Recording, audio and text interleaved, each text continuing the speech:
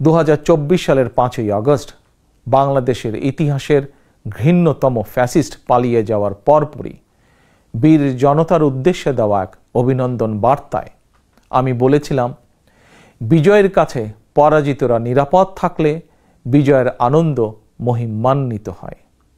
সেটি পুনরায় স্মরণ করিয়ে দিয়ে দেশের গণতান্ত্রিকামী জনগণের প্রতি আমার আহ্বান, কেউ আইন নিজের হাতে তুলে নেবেন না, মব ভায়োলেন্সকে উৎসাহিত করবেন না, নারীর প্রতি সহিংস আচরণ করবেন না, অন্যের স্বাধীনতার প্রতি শ্রদ্ধাশীল থাকুন। একজন মায়ের চোখে বাংলাদেশ যেমন, আমরা তেমন একটি বাংলাদেশ গড়তে চাই যেখানে দল, মত, ধর্ম, বর্ণ নির্বিশেষে বিশ্বাসী, অবিশ্বাসী, সংশয়বাদী প্রতিটি সন্তান, প্রতিটি মানুষ নিরাপদে থাকবে। আজ এবং আগামীর প্রতিটি 5ই আগস্ট হয়ে উঠুক গণতন্ত্র, সুশাসন প্রতিষ্ঠা আর মানবিক মানুষ হয়ে ওঠার অঙ্গীকারের দিন।